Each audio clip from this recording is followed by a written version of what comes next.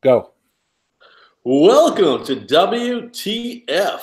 What the fuck? Fantasy football. Jim Day, Tony Cicada, talking fantasy football, getting you ready for week 2 of preseason football. Jim, how are we doing today? Hey, we're doing great, Tony. Doing great. Talking football is always fun for me, so I could do it anytime, any day, any night. Doesn't matter to me. So let's talk some football. Yeah, we got some interesting topics tonight. We got some fun topics. And of course, if you want to weigh in, you can always, throughout the week, hit up the Facebook page and throw some questions down. Or you can join us every Wednesday night, Jim. Thursday would be too late because we're watching the games on Thursday night. Wednesday nights, 9 p.m. Eastern. You can join us live and fire questions in the chat room. Absolutely. We love to have questions coming up, and we want to hear from people all the time, and that's what we're looking to do. We want to help you guys, give you the best information we can give you.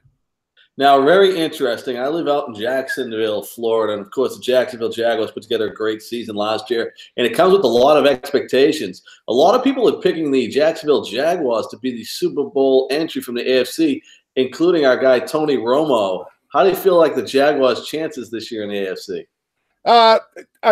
I think that's a little too much for me to bite into at this point. I like them. I think they have some good players on the team. Just not sure they're ready for that yet, but they could definitely surprise. They did last year into the playoffs and played well. So it wouldn't surprise me. Their defense is definitely top notch. That secondary is amazing, and provide them a great base to start with. And we all know defense wins championships. I'm kind of with you on that as well. I think that a lot of people look at it last year. Everything went perfect for the Jaguars. They played 4 games with teams with no quarterbacks. They played the Colts twice. They played the Houston Texans twice. Deshaun Watson, I think, played 1 quarter in that game. I think that division is the second best division in football behind the NFC East. Oh, that's a tough one. It could be. Yeah, it's going to be a tight division, and I do think the NFC East is going to be really tight this year. I don't expect the Giants to come back and be another 3-13 team this year.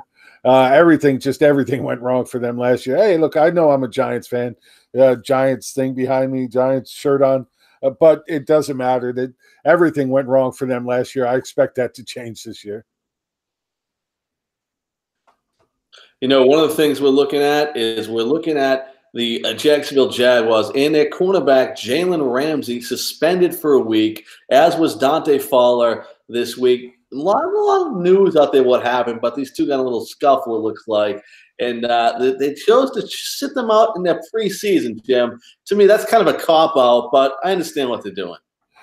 Yeah, they're trying to set a precedent. They, it wasn't so much with Jalen about what he did at the practice. I think it was more about his social media attack on one of the reporters afterwards that they suspended him for. And you know what? You can't really be doing that. He can't be going out there and, I don't want to really say attack. Attack isn't really the right word, but you really can't go out there and do what he did, doing what he does. Maybe he has a problem with fake news as well.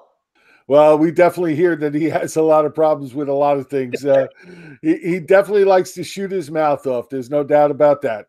Well, Jalen Ramsey actually did an interview with GQ magazine this week and decided he would rate every quarterback in the National Football League. And he's a cornerback, right? So he faces these guys head on. He watches film of these guys all week. So I always get into this argument with people. Just because Jalen Ramsey is a great athlete and he has athletic skills that we could never even imagine, doesn't mean he knows what he's talking about necessarily. Some people are just gifted. And my example that I use all the time is Michael Jordan might be the greatest basketball player ever to play and the worst general manager ever to be a general manager. Just because you're great doesn't mean you know what you're doing. Well, yeah, no, I'm with you on that. I mean, to me, this fits right along with the actors and actresses out there who think we care about their political opinion. Now, the first quarterback that Jalen Ramsey chimed in on, of course, is Josh Allen of the Buffalo Bills, who is a draft pick this year. This is what Ramsey had to say. I don't care what nobody say. He's trash, and it's going to show too. That's a stupid draft pick to me. We played them this year. I'm excited as hell. I hope he's their starting quarterback. He played at Wyoming. every time they had a big school like Iowa State, which is not a big school in my opinion, because I went to Florida State. He threw 5 interceptions and they lost by a couple touchdowns or something like that. He's never beat a big school. If you look at his games against big schools, he's always got a lot of hella interceptions. I don't know what that means. Hella turnovers. I don't know what that means. It's like, if you're good, why couldn't you do better? He fits the mold. He's a big, tall quarterback, big arm. Supposedly, I don't see it personally. What's your thoughts of Josh Allen coming? I agree with everything he said. And when there was talks that the Cleveland Browns would take this kid #1 overall because he has a big arm and Cleveland plays in bad weather, I'm like, the Browns can't do this. They can't pick this kid #1. No, I'm with you on Allen. I think he'll grow into a decent quarterback. He's got arm strength out the wazoo. We know he can throw the ball all over the field, but the problem is he throws the ball all over the field, and that's just something that's going to be a problem for him, I think, for a good long time. Now he weighs in on the Baltimore Ravens quarterback, Lamar Jackson. He says, I would have picked Lamar Jackson earlier than 32. I think he's going to do a good job, especially with the Ravens offensive coordinator. He likes running quarterbacks. He likes to read options. And just being honest about it, Flacco sucks. He's not holding back any words here. I played him 2 years in a row, and he sucks. God didn't make me to be on the earth by myself. Somebody got to be like me. So in a couple hours, people don't like me. I'm not tripping. I'm good, Jalen Ramsey explains to himself. So what's your thoughts on Lamar Jackson? I thought it was a good pick by the Ravens because I feel like that he's going to be an athlete, and he's going to play wide receiver. He's going to play running back for the first year and see if he can get a quarterback. I wasn't impressed with his first game at quarterback for the Ravens. I don't think that he unseats Flacco until the Ravens are out of the division. Flacco's supposedly having his best camp because now he has a quarterback battle. What's your thoughts on Lamar Jackson? Well, I like him. I think he's going to get involved. I think they find plays for him while Flacco is still a starter. But, again, it's going to depend on what kind of start this team gets out to. Flacco is a competitor just like all the rest of these guys on the field. I don't care whether you like him or not. The fact that they bring in a young kid, it's going to light a fire under him. He's having a good camp by all accounts. So, I think he's going to go out there and try to prove something. And if he does, then we're not going to see as much Jackson this year as people would like. But if they go out the other way and he's not getting off to a good start, then I think we see Jackson early. Yeah. And then they asked Jalen Ramsey, which quarterbacks do not suck? And, of course, he said Aaron Rodgers and Tom Brady. So he's on the money there, I guess, right? Well, definitely two of the best in the league, no doubt about it. So kind of hard to find fault with either one of those two. The next two, though, are interesting. He says Marcus Mariota is a great quarterback for their team. And he says, I think Tyrod Taylor is actually a better quarterback than he gets credit for. He says Tyrod Taylor does not make mistakes. Honestly, Mariota-type player where he manages the game really well and always has them in position to be in the game late in the game. So he likes Mariota and he likes Tyrod Taylor. Hey, I'm with him on both those guys. I mean, I've always liked Tyrod more than most people do, but he hasn't ever been the fantasy guy that we really wanted him to be. So among our crowd, he's not looked upon that well. But I like him as a football player. He makes things happen. He's out there, and again, he says he doesn't make mistakes. So, these are two young quarterbacks that I do like. I just think Tyrod is in a bad place at this point because if he falters at all, they're going to go right to Baker Mayfield and not even look back. What if Mayfield continues to play well in preseason? Do you think there's any chance that Mayfield could start game 1?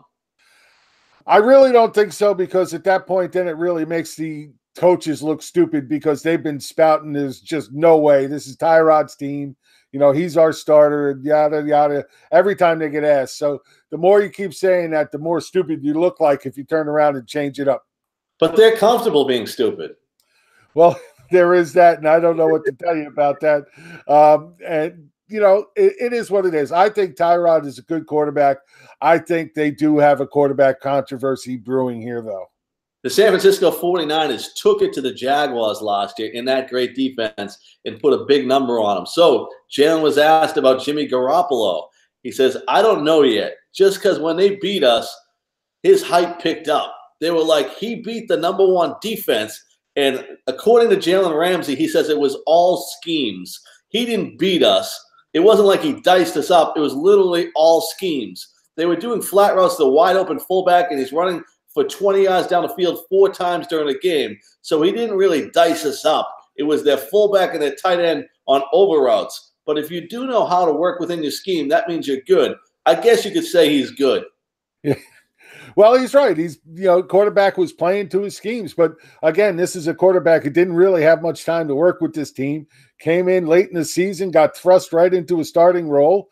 Didn't have a lot of prep time there at all. So the fact that he's playing to his schemes was a smart move by that quarterback.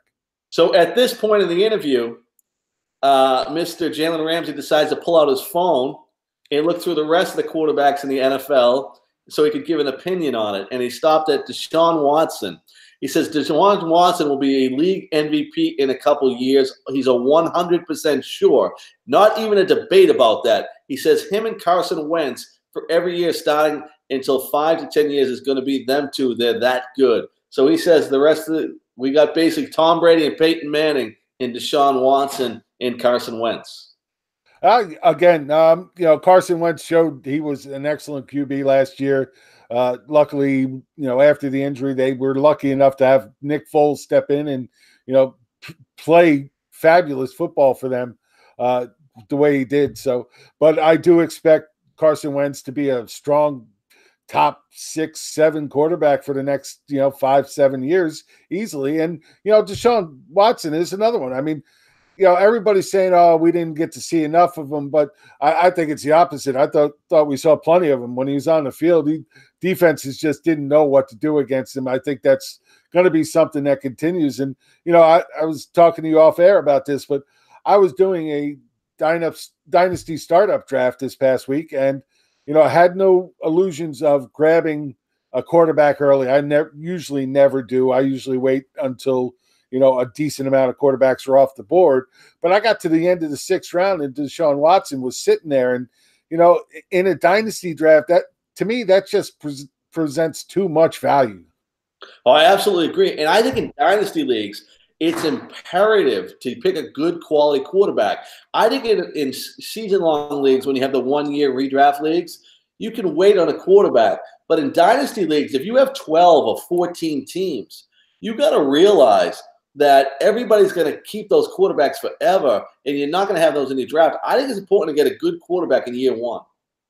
I like to do that, but I also I still like to wait because a lot of times in dynasty drafts, you can get these older, still top 12, top 10, top 12 quarterbacks much later in a draft, and I'd be comfortable starting them this year and then waiting for the rookies to develop. But again, Watson at the end of the 6th round just presented way too much value for me, and I had to jump all over it. Just to give an example of what Jim's talking about there, if you're in a dynasty league, most of the times people focus on the young players. And you can get a Matthew Stafford or Alex Smith in rounds 12, 13, 14, and I would absolutely do that every time. And I usually do that every time, even if I grab a good young quarterback early. I mean, my intent was to try and get like a Jared Goff maybe in the 8th round, something like that. But again, Watson, what we saw from Watson last year, if he can replicate that even a little, I know there's a lot of people out there saying he's going to regress. He can't, keep those type of numbers up, and he may regress a little bit. But I also think that over the long haul, the quarterback we saw on that field is going to be a dynamic quarterback for a lot of years. And I just think he presents a ton of value at that point. Sometimes I've seen him go as early as the 4th round. And, to me, that's a little too early. I couldn't pull a trigger there. But at the end of the 6th, I just could not. So Jalen Ramsey on the Rams quarterback, Jared Goff, he says he's average to above average. He reminds me of Jimmy Garoppolo a little bit. Year 1, first pick of the draft, he wasn't good, couldn't even start. Then they bring in a brainiac as their coach, and all of a sudden Jared Goff can play. Interesting on Dak Prescott. He waffled. Dak Prescott, he's good. He's all right. He's okay. I'll put it that way. Ezekiel Elliott runs the team through him. Everything runs through Zeke. Doesn't sound like he's a Dak Prescott guy. Well, you know what? It's stupid to think it doesn't run through Zeke right now. He is the main part of their offense, but Dak uses that to his, his excellence and what he does. He didn't have the greatest year last year, especially after what he did as a rookie, and everybody was looking at that saying, "Ooh, look at this kid. He's going to be amazing." And I do think he'll be a good quarterback. I just don't think he's going to be a consensus top 10 quarterback for a while. He'll have his years, but I also think he'll bounce in and out of that. Now, this is shocking to me. Ramsey has said a lot of crazy things, but this might be the craziest. Kirk Cousins. I think he's good. I think he's a winner. He's a hell of a competitor coming off the play action. He's the best quarterback in the league. Coming off play action, he's the best quarterback in the league. I would have to go with Aaron Rodgers, and I don't know what Kirk Cousins has won. Yeah, I'm with you on that. Again, this is a guy who's trying to make headlines. He's doing a magazine article. He's trying to get people to talk about him, just like we are. But I like that he's going over every quarterback here. I mean, it's very interesting here. Derek Carr, I think he's good, he says. Eli, he says it's not really Eli. I think it's Odell Beckham Jr. I won't say Eli's good. I'll say Odell's good, and their connection is good. Not an Eli guy. Well, I'm not an Eli guy either. Eli is a good competitor when the money's on the line. He has stepped up and he's done what they've asked him to do. But I've seen too many balls come out of his hands that look like quacking ducks to make me happy. He just needs. There's a lot of things he needs to do, but he's been a good quarterback for the Giants. He thinks Russell Wilson is good, but this one's interesting because they play this year. Big Ben Roethlisberger. I think he's decent at best. It's not Big Ben, it's Antonio Brown. Big Ben slings the ball a lot of the time. He just slings it, and the receivers go get it. He has a strong arm, but it ain't all that. I played him twice last year, and he really disappointed me. He'll be in the Hall of Fame and all that. Well, there you go. He's had a lot closer relationship with Ben than either you or I, so he should know. Ben has produced pretty well on the field, but we've never faced him. Well, he got asked the incredible question. What about your boy Blake Bortles? So he says, Blake, do what he got to do. I think in crunch time moments like last year's playoff game, not as a team because we would have trusted him, but I think as an organization, we should have trusted him more to keep throwing it. He wants Bortles to keep throwing it. We kind of got complacent and conservative. I think that's why we lost. We started running it on first and second down and throwing on third down every single time we were out there, and the Patriots caught on to that. He wants Blake to go and fire the ball. Well, hey, I agree with him. I think Blake is a guy who should be out there firing the ball. He's going to make some mistakes while he's doing it, but he's also going to put a lot of points on the board. And, people are really down on Blake as a fantasy quarterback, but he's finished quite well over the last few years. What's crazy about it is Bortles, he also says that he doesn't face Bortles in practice because he doesn't want to ruin Blake's confidence. Well, again, we know that this guy's not shy. He's going to give his opinion, and he is the best at what he does in his eyes. And, and outside of that, he's proven quite well on the field that he is very good at what he does. So, I'll take it what it is. This is a big mouth guy who wants to get his name out there, and he's pushing it in every which way he can. And I'll take that with a grain of salt. One more guy before, because this is a guy that was an MVP. You ready? Yeah. Atlanta Falcons, Matt Ryan. I think Matt Ryan's overrated. You can't tell me you win MVP 2 years ago, and then last year you're a complete bust, and you still have Julio Jones. There's no way that should ever happen. I don't care. You know what that tells me? That tells me Kyle Shanahan left, went to San Francisco, got Garoppolo, made Garoppolo a big thing, and now Garoppolo is a big name, and now Ryan has a bad year. All right, well, was it really you or was it the coach? He was doing what was asked of him, and it was making him look really, really good. So he said Kyle Shanahan's a genius and Matt Ryan's a bum. Well, hey, we do know that Kyle Shanahan put some points on the board as an offensive guy, and he definitely has made some teams put up a lot more points than they had before.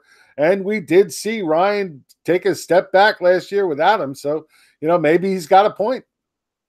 I'm not saying Ryan's a bum, but, we definitely saw a major decline in his numbers last year. So that's our guy, Jalen Ramsey, talking about the quarterbacks across the National Football League. I'll tell you what, I love it when you got a cornerback breaking them all down. I mean, the guy bring out the phone to make sure he got all of them in. Yeah, well, he's trying to be precise there. He doesn't want to leave anybody out. Jim Day, Tony Cicada, talking fantasy football. You can join us Wednesday nights, 9 p.m. Eastern. And, of course, if you miss it live, you can catch us all week long on YouTube. And, Jim, of course, running back is always the story in drafts. And then we had a big one go down this week. Seattle expects Rashad Perry back for week 1, but initial diagnosis had him out 3 to 4 weeks, leading us right up to week 1 of the season. How do you handle Penny in a draft, and what does this do to Chris Carson? Well, I'm actually hoping this drops Penny down in drafts. He's been going a little too high for me. Chris Carson has been the guy they've been talking about all, off season.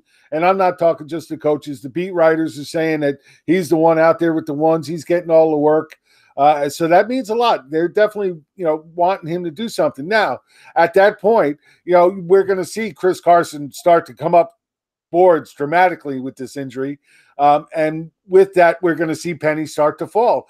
That I like. I like Penny long-term. I think Penny's going to be the guy, maybe it starts off slow, but he's going to be the guy when push comes to shove in the second half of the season. I just think he's more of a all-around back than Carson is. So I like it. I think it's going to push Penny down to where he should have been in the first place. Maybe, you might be able to get him in the late 6th, early 7th round with these drafts coming up soon. So I like that value a lot more than having to grab him in the 4th. When push comes to shove and you need a little love. Remember that song? I forget what the rest of it was, though. Actually, I don't. I can't say I do. You're a big music guy. I'm a big what guy? Music guy. I am a big music guy, but that song's not really ringing any bells in my head right at this moment. Maybe it's just because I got too much fantasy football stuck up there today. Yeah, you definitely do. Now, well, I'm looking up when push comes to shove and you need a little love. And you people out there, if you're watching, you probably know what it is already. What are we going to do with the San Francisco running back situation? We have Jerick McKinnon injured, Matt Breida injured. Who's the next guy up? I think I like Joe Williams. I think he's going to be a guy they're going to give some chances to. I think he has a chance to get some playing time, at least in preseason. I think we'll see a lot of him in preseason, and I think that works to his advantage. But don't be surprised. I mean, they just signed Alfred Morris. Raheem Mostert is a guy that's been buried in the depth chart there. He may get some playing time. Any one of these guys could step up. McKinnon is supposed to be ready for week 1. Breida is supposedly supposed to be ready. We just won't know because we really won't see much of either of those guys in the preseason, if at all. I think push comes to shove was by Loverboy. Jim, are you not big into Loverboy? No, never really got quite. Wrong. It's Love a Girl. That's why we didn't know. Okay. I never even heard of Love a Girl. I've never heard of Love a Girl either. I could say that. That must have been a one-hit wonder there. So after the show, I'd like you to go to YouTube and play Push Comes to Shove when you need a little love. That sounds like a good Friday night. Well, in my house, it would be a great Friday night. You're listening to the WTF Fantasy Football Show as we get you all fired up. One guy that's interesting is Cameron Meredith, because we always look at this New Orleans offense and we say, oh, there's got to be somebody there that can come up big. Meredith's a guy the Bears showed us a little bit, but he missed practice this week. But I think it was for a personal issue because they didn't really disclose what happened there. What's your thoughts on Meredith in the Saints team? Last year, we've seen them go more to the running game, but of course, we know Ingram's out the first 4 games this year. Do we go back and see Drew Brees winging it? I don't think we see him winging it. No, I mean, Alvin Kamara's there. Ingram will be back week 5, although they have a bye week 6, and then he's back week 7. So, he's going to get a little slow start there. But I do think with this defense and that running game, they are going to stick to what what they did last year because their running backs definitely performed well, no doubt. I mean, Alvin Kamara had a great year, and Ingram did too. So they both survived. I think that continues into this year. But Breeze is definitely a guy that I wouldn't count out in any way, shape, or form. I like Meredith coming to New Orleans this year, but he has been hurt and not on the field a lot, although he did return to practice yesterday. So hopefully he got some reps in yesterday and today. Maybe we'll see him a little bit in the rest of the preseason. I think he works out to be a good slot receiver for them with Ginn on one side and Michael Thomas on the other. I think that could definitely work out to his advantage. And, they added Jimmy Graham. So all of a sudden there's a lot of mouths to feed. So it's going to be hard for all of these guys. I mean, Michael Thomas will get his. I think Jimmy Graham will be a great red zone guy. I don't think he'll be a lot of target hog around the rest of the field, but I think he'll be deadly in the end zone. But Cameron Meredith is a guy I liked as a deep sleeper, but I really want to see him on the field at this point because he really hasn't had much time to work with this offense. It's very interesting that you want to see him on the field because I think a lot of times in preseason you can get sucked in on a player because he has a couple good games, he shows a little, and then he goes back to being that player. And then one guy I'm thinking about is in the Ravens camp right now, and he's the talk of the camp. And I got a feeling people are going to stop moving him up the draft boards and he's going to play 7 games, and he's going to be cut by every team that drafted him. And that's John Brown of the Baltimore Ravens. Brown has always had the athletic ability. Brown has always looked a guy that had the ability. But he just can't stay on the field, so what do you do with this guy? Yeah, it's a tough call. Like you said, he has always had the ability. They are raving about him in camp this year, and he's being the best receiver and all of this stuff. And Joe Flacco is saying, oh, he's the reason I can go deep again. And, that's all good and well. But like you said, the injury history is definitely daunting. He just can't seem to string many games together in a row. Hopefully that changes. I'd like to see it change. I'd like to see these young kids that have the talent. I want to see them on the field. I don't want to see them injured and not playing. So I hope it works for him. I'm just not highly investing in him just because I have too much doubt. Yeah, I do too. I think it'd be a perfect guy. You take a shot in the last round or the second to last round. But anything more than that, it'd be hard for me to commit to him. Yeah, and I get it. We got Joe Flacco who could definitely throw the ball down the field. He's got a cannon for an arm. We've always known that. But yet the last couple of years, he's been a dink and dunk quarterback because they really didn't have anybody who could push the defenses deep. So, Brown can definitely do that. I like Brown. I'll take a chance more on Brown in a best ball league than I will in a start him every week type of league. I agree. Just because, you'll get 5, 6, maybe 7 solid games out of him where you can use him in best ball. You're just not sure when it's going to happen. The Flacco choice of those dink and dunk passes is very interesting to me because you can look at it 2 ways. Like he had no one to get down the field, or this guy has had some back issues the last couple of years, and I wonder how much that's been a problem, and if that's corrected. Well, and that's those are the type of things that we really probably will never know. We're not there. Don't know him, can't talk to him. So we'll never find that out. The team's not going to tell us. They don't want us to know if that's the case either. But, I just think for him, it really was a lot of – he just didn't really have anybody he trusted to go deep that he could count on. And, Torrey Smith was a good wide receiver in this league for a while, but and a deep threat always. That was his thing. He could definitely flat out run and get deep but it just didn't seem to ever be something that those two got together on and really hit with. Jim, you wanted to talk a little draft strategy, and I think we both are guys that will wait on our tight ends, and that's one of the things that people talk about. So I got to ask you about a particular tight end. Tyler Eifert, right? This is a guy that was one of the top 5 or 6 tight ends picked in every draft. Then he had some injuries. Now Marvin Lewis states this week that he's going to limit him to 50 plays a game. What does that mean for his draft stock? And is this a guy that you only want as a tight end 2, and you hope that he gets some upside in the end zone? Or what do you do with Eifert? Nothing. I do absolutely nothing with Eifert. I've done close to 100 drafts already. I own not one stock of Tyler Eifert. There's too many other tight ends I like more, that I trust more. And there's guys that I like more just because I think they present more upside. Eifert was a good tight end. His body is just broken down. Yeah, I think that's a situation. I don't even draft in most of my drafts unless it's a best ball format. I don't draft a backup tight end. Well, it depends on who I get as my starter. If I take the first one, if I wait too long and end up getting caught maybe with somebody like a Kittle or somebody like a Trey Burton that has the upside but hasn't really proven it yet, then I might take a second one so I don't have to really watch the waivers too hard right away. But if I get a solid guy that I consider a solid starter, then I won't take a second. There you have it. You're listening to WTF Fantasy. Jim, I got to ask you, you said you did 100 drafts, right? Right. 100 drafts so far. Has anything changed since your first 25 drafts? Oh, a lot's changed. It changes continuously. I mean, you see guys flying up and down boards. Well, besides guys, about what positions you're attacking maybe, or do you find more depth in one position that you didn't think you had when you first started drafting? Ooh, okay, let's break that down.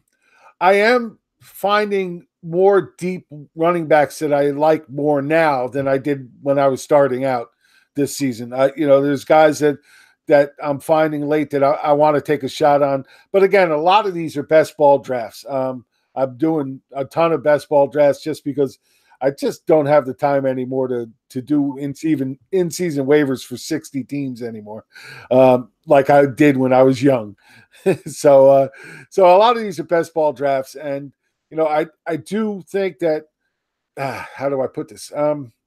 I think that there's some running backs late that are just being overlooked that I'll take in a best ball draft that I probably normally wouldn't take in a normal 16 round draft with 12 teams. So what Jim's saying in the best ball draft is this is what the way you can go after this, and Jim, you can correct me if I'm wrong, is that you can wait a little later for those running backs and then up your numbers at the running back position. Play 6 or 7 running backs that you pick later in the draft, and you don't have the problem of putting the right guy in the lineup every week because it draws automatically the guy that puts up the best numbers. And Jim, I think it's a pretty effective way to go about it. Well, and that brings up a very solid point, and I'll go into it a little bit more here in detail. When I do best ball drafts, the amount of depth I have at a position depends on who I have as my top starters. If I come out of the gate with 3 strong running backs, then I'm not going to draft as many running backs in a best ball as if I waited and came out strong with wide receivers. So whichever position I think I have the stronger starters in, I'm going to draft less than them. If I come out with 2 good quarterbacks, I don't need a third. If I come out with 2 good tight ends, I don't need a third in best ball where you have 24 or even 30 rounds to really build up that depth. So I'm going to, whichever position that I feel I'm the weakest at for my starters, those are the ones that I'm going to draft more of in that position. I wouldn't necessarily do this in a money league, but Jim, the league we did, I've tried something that I haven't tried before. I actually drafted Aaron Rodgers, Tom Brady, and Matt Ryan as my 3 quarterbacks and try to solidify 35 points every week at the quarterback position. Well, it's a different strategy, and I've done, like I said, I've tried so many different strategies. That's why I do so many best ball drafts, is I love to try all the different strategies, see where my teams end up at the end. I would bet, though, that there was definitely a position or 2 that you didn't feel very strongly about after drafting those 3 quarterbacks. I'm guessing you're right. I don't know off the top of my head. I'd have to go back and look at it. But I'm interested to see how that team does throughout the year. And it's interesting when you do a lot of these drafts and, like you said, you try the different strategies. And at the end of the year, one of the things that you have to do at the end of the season is go back in each of your leagues and try to find a consistency with the winning teams. And I think you can learn a lot from that. Yeah, and most people don't do that. Most people, once the season is over, they don't want to go back and look and try and figure out maybe what they could have done better or what they could have done worse. So, I do that a lot. I go back to every team that I draft at the end of a season And I'm not talking, after Super Bowl. I'm talking, in weeks 15, 16, 17, and just checking back what I could have done to make my team stronger at the very beginning. So I do that a lot. It's definitely something you can use going into the next season about what your draft tendencies are. People don't realize that they have draft tendencies. There's people that, players that they tend to draft all the time, and there's players they tend to stay away from, and they're not even sure why. They get this thought in their head that this player's not doing well. And I'll give you a point of example with that. Eric Ebron. Most fantasy footballers hate Eric Ebron, but Eric Ebron actually had a good season last year. He produced well. And I think I really like him this year going to the Colts. I think the Colts will use a lot of 12 personnel, meaning 2 tight ends on the field a lot, especially with the shaky wide receiver situation they have, and losing Deion Kane hurt them. So I think we see that a lot. I like Jack Doyle. I think he's going to have a solid year, but I also like Eric Ebron. And, most people just will not draft him. And, you have to learn those kind of tendencies and look back and see if you can correct them into the next year. Absolutely. You're listening to the WTF Fantasy Football. Jim Day, Tony Cicada, every Wednesday night, 9 p.m. Eastern. You can get it live. You can chime in, or you can watch throughout the week and get yourself ready. Week 2 of the fantasy football season is coming up. And, of course, week 1, some very interesting situations out there. And, Jim, how much do you get swayed on the preseason games? You can't get swayed too much, but you have to take it into account. I want to see what a running back's going to do behind the line of scrimmage. And, it doesn't matter to me if he's going against the second defense or if he's playing in the second offense. I want to see what he's going to do. Is he going to hesitate, or does he just charge the hole? Things like that. I want to know if he's a north-south runner or if he's looking to bounce everything to the outside. And you can still get those tendencies by watching preseason. I love it. I tell you what, you got to get yourself fired up, and you got to get yourself ready, and you're going to have to absolutely get it done. It's crazy. I was thinking about a name that used to be big in fantasy football that I came across today. I bet you can't figure that one out with the hint I gave you. How about Greg Little? No. How about Lou Tranquilli? Oh, Lou Tranquilli. Wow.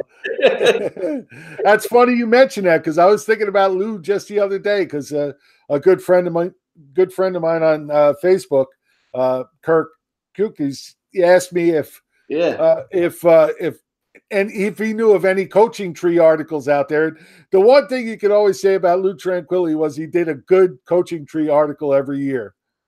There you go. Lou Tranquilli, a blast from the past, as we get everybody fired up and ready to go. Speaking about week 1, we want to give a new weekly award, the Viagara Player of the Week, for the player that lit up draft boards this week after the preseason game. Who is the most impressive player in week 1 of the preseason that all of a sudden now is moving up draft boards? Well, Chris Carson is going to be moving up draft boards, but mainly because of Penny's injury.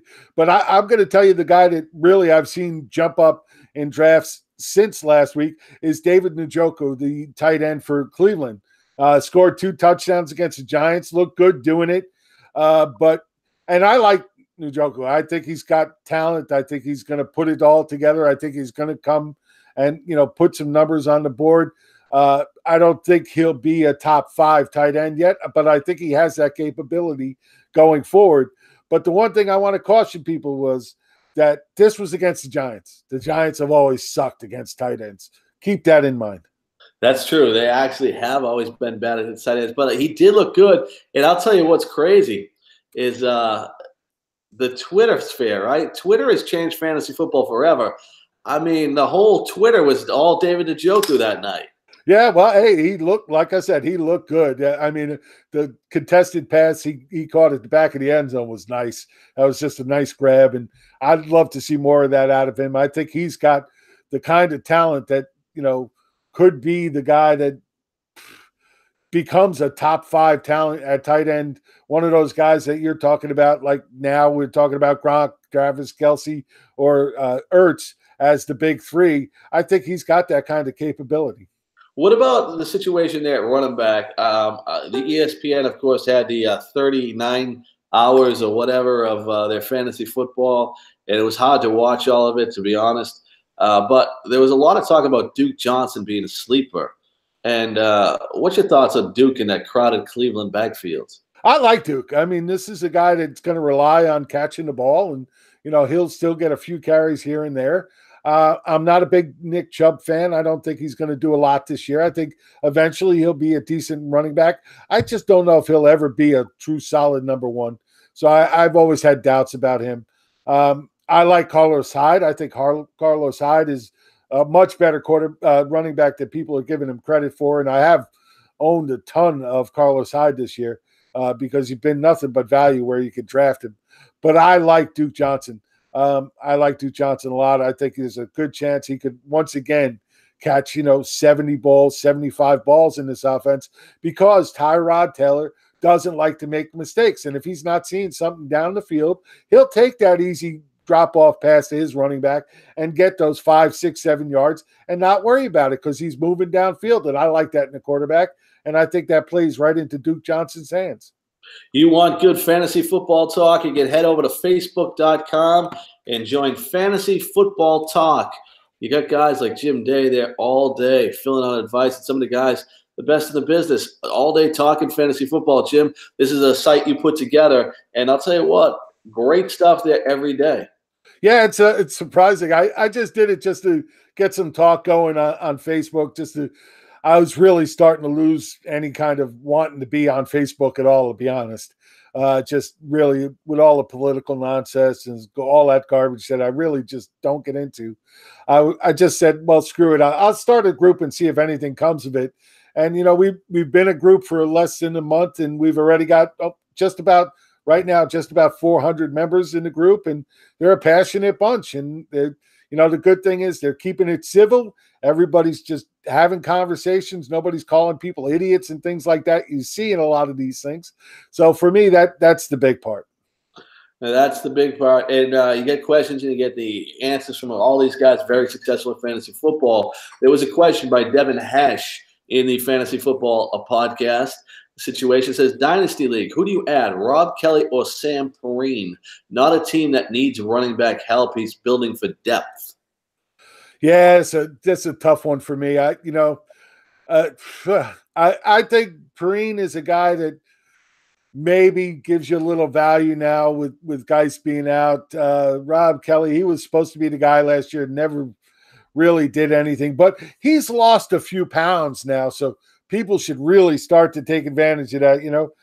Hey, guys, every time I go to the bathroom, I lose a few pounds, so I find it hard to get behind him just because of that. I'll tell you what, I like Sam Perrine too, and I think that he just has more upside. I think Rob Kelly's that guy that he's traditional. He's going to be okay, and he's not going to have anything exciting. I think Perrine last year in his first year, he had some ups and downs, and I think he's going to get another opportunity there. But Chris Thompson has to be the big winner in that backfield with the injury to Geis. Well, it wasn't too long ago. I think it was last week that Chris Thompson came out himself and said, I don't feel like I'm going to be fully healthy until a year has gone by from the injury that he suffered last November. But he's doing it on the field. He's in practice. He's looking good in practice, which means to me that it's more a mental issue than it is a physical issue, and those could be just as detrimental. If he's thinking like that going into a game, that's got to give you a little concern, because if you're worried about getting injured, you're going to get injured. I'll tell you what, it's hard to argue that, and it's one of those things that you read a lot of stories with athletes and you never know what to think of it, because a lot of times athletes are overconfident, but when you hear a guy underconfident, that has to be worrisome. Yeah, no, especially about, if he's talking about having a mental capacity to think about not being healthy, I think that really works against him. Again, I like Chris Thompson. I think he's the best running back they have on the team right now with Geis out. And I'd love to see him get the lion's share and do what he can do, because I do think he has the talent. But if he's at all concerned, that scares me. I got to ask, we got another award for the preseason. That's the John Lennon Award. The John Lennon Award's a player that you like, but you think there may be a lot of holes in his game? Well, there's a couple I like that. Not so much holes in his game as maybe holes in the situation around him. And I'm going to go with Jermaine Kearse on the Jets. I like Jermaine Kearse. He had a good, solid year for them last year. He's always been a guy that could be counted on when the team needed him. But, the team really likes Quincy Enunwa. You got Robbie Anderson there as the clear-cut number one. You got Terrell Pryor coming back from his injuries. So there's a lot of stuff going on in this Jets organization. Somebody's going to have to catch passes. They're going to throw the ball. Somebody's going to have to catch passes.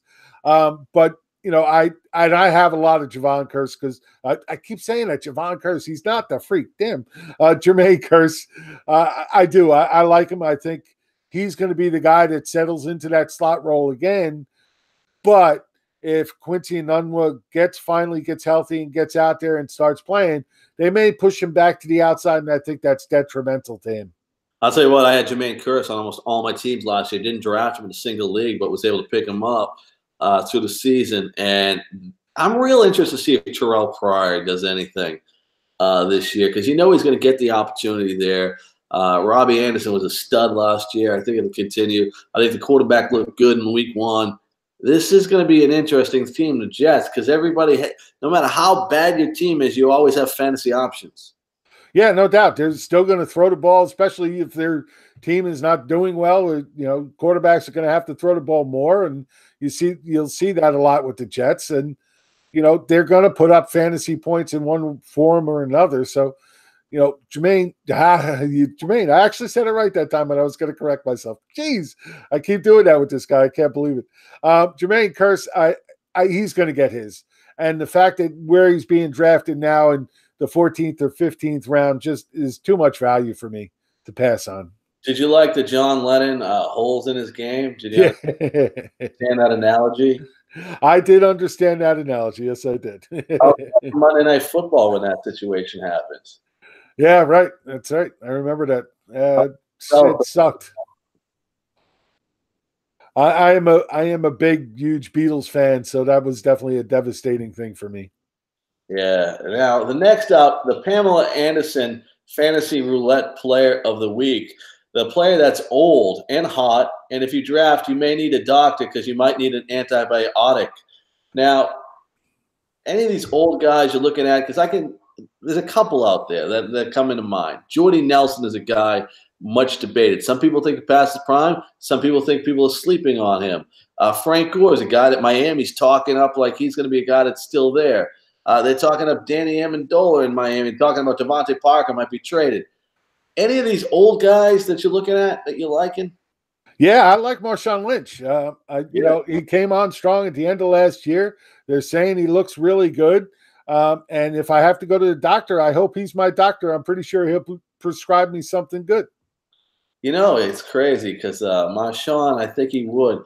People seem to forget when he was in Buffalo, didn't he run someone over with a car? I thought he hit somebody.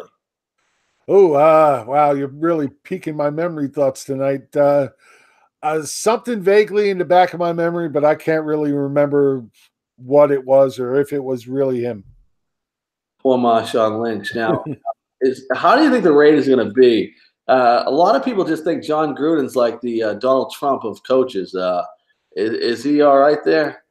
Well, we are going to find out. It's been a long time since we saw him on the sideline, so we'll have to see if he's grown up with the new NFL or if he's going to still try and run his old tricks. This is a team that has performers. They have players all around. If they can put this offense together and if Derek Carr comes out and has a good solid year, Amari Cooper stops dropping the ball. If Jordy Nelson is in fact back, I think this offense could put up points. Yeah, Bills running back Marshawn Lynch had his driver's license revoked in traffic court June 30th, 2008, after he said he didn't know he hit someone while driving on a Buffalo street last month. Yeah, well, it gets really dark in Buffalo. The judge said it constituted a reckless disregard of human life or property for Marshawn Lynch. Lynch said it was raining really hard and there was a dancing pedestrian in the middle of the street. I slowed down to let her go and continued on my way home. I didn't know my car had hit anyone or anything. So he saw a dancing pedestrian, but didn't see the person he hit. Well, he was probably too busy watching the dancing and not the other people. So again, raining really hard. Who knows? I could almost guarantee he was probably stoned. Shouldn't have been driving, but he was. This is like the craziest thing ever because attorney Michael Caffrey, who was Marshawn Lynch's lawyer, says it was a little harsh that Lynch had to lose his license after hitting someone and leaving the scene of an accident. Hey, well, it was a little harsh that, a little harsh that Ray Lewis had to wait so long to come back to football after killing somebody. You know what? Are you sick of Ray Lewis, man? I mean, I've been sick of Ray Lewis for a long time. That whole speech was so. Why did they give him the ability to talk that long? He had his own special mic. This guy's full of himself, man. You know what? But you don't get to be there most of the time unless you're full of yourself. That's true. That's true. That was a little interesting to say how that one played out. Now we got week 2 of the fantasy football season coming up, preseason, and when you're looking at week 2, we're getting a little more playing time from some of these players, and some of these superstars. It'll be the first time we see them play. Yeah, definitely looking forward to it. Odell has been looking really good in camp, so everybody says I'd like to see him on the field in an actual game, see how that works out. And everybody's out there screaming with the Geis injury particularly. Everybody's screaming, oh, we should limit preseason, yada yada yada. You know what? Even if they limit preseason, you're still going to have practices, and we've seen guys going down in practice too. So stop worrying about that. I'd like to see them in game action, going against another team. It's just better all around. They need to get that kind of on-field feeling as well. Jim, you know who I hate? Oh, I could probably list a whole bunch of people, but why don't you tell me? I hate the people that go, this is, as soon as someone gets injured, and we can go use the Geis injury, for example, this is why you don't draft early. If you think that, I'm talking to you people out there, or you people, if you contemplate that, you're an idiot. Because here's the thing. What's the difference if Geis gets hurt in week 1 of the preseason, or if Tom Brady's knee buckles up after coming off to 50 touchdown passes on the first drive of the season? I'm going to tell you the difference. You have a month to make up the Geis situation. When Tom Brady goes down, in that year he was going in the first round, you're done. Season's over. You look at last year, David Johnson, second week of the season, goes down, out for the season. You can't recover from that. So all you idiots and morons that say that's why you don't draft early, you're an idiot. Well, again, I'm not real big fan of calling people idiots for stuff like that, but that's why we have you on the show, so you can do that thing. Again, it's a personal preference. Some people don't, some people do.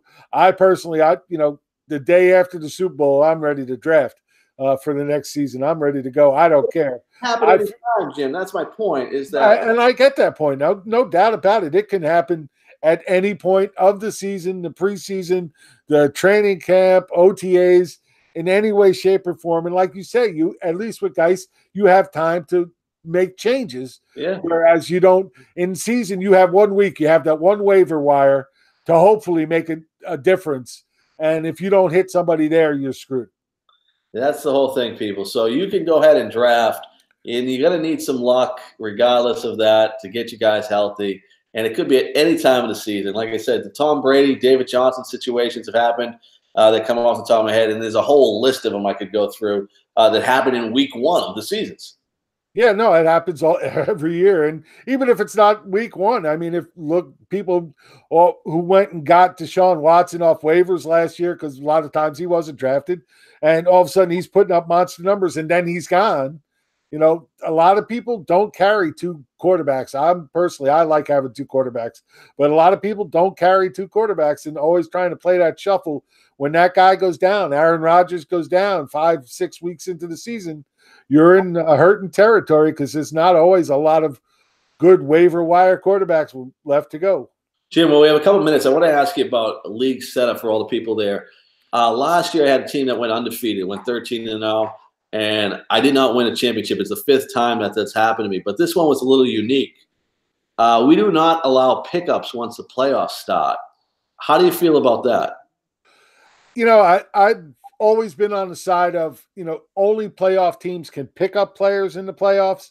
And as long as you keep it to that, then I'm okay with it. Again, that's more of a dynasty setting, I guess, than anything else. Really wouldn't have to worry about it otherwise. But I like having players available in playoff time just because accidents still happen, injuries still happen, crazy things happen in this game all the time. So being able to make adjustments on the fly is a big part of fantasy football.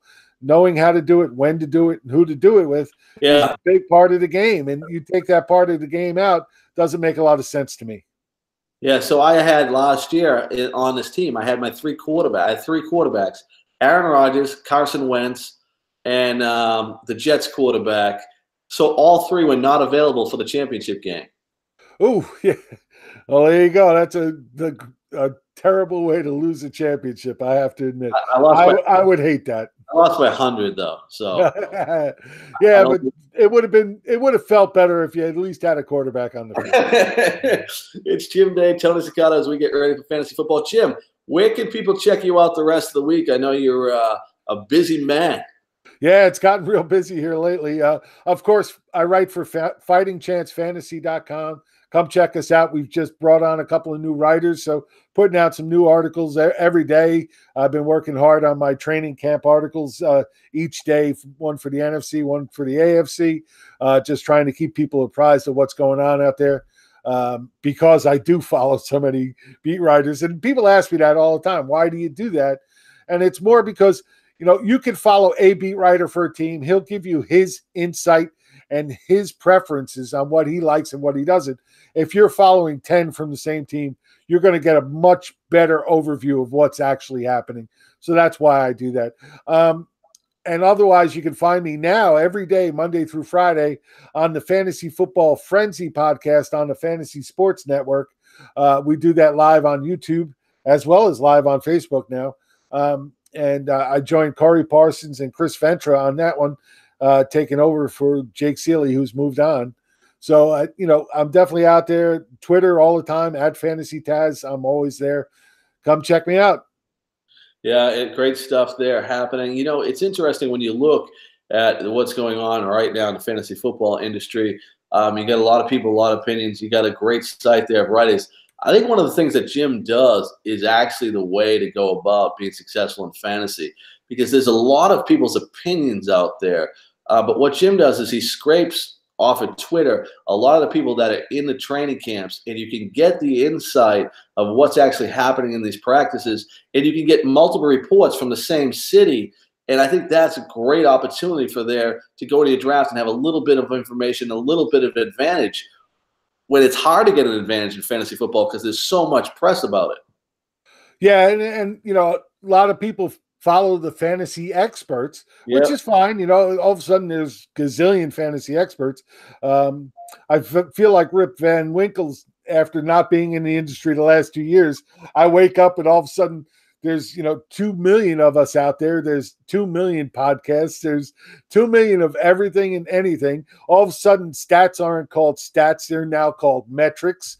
I had to learn a whole new universe since coming back this season. But, I can't stay away. I love this stuff. At WTF Fantasy Football, if you got any questions during the week, hit Fantasy Football Talk and make sure you throw your questions out there. We'll get them. Jim Day, I'll tell you what, I'll be looking for you in the morning. But I'll be getting ready for next Wednesday night. We'll have 2 weeks in, and then we'll be coming up to the dress rehearsal in week 3. Yeah, we're getting into the big games now when they count. And, pretty soon we'll be saying, wow, where'd the season go? Yeah, I'll tell you what, it does go too quick. WTF Fantasy Football, Jim Day, Tony Cicada. See you next week. Good night, all.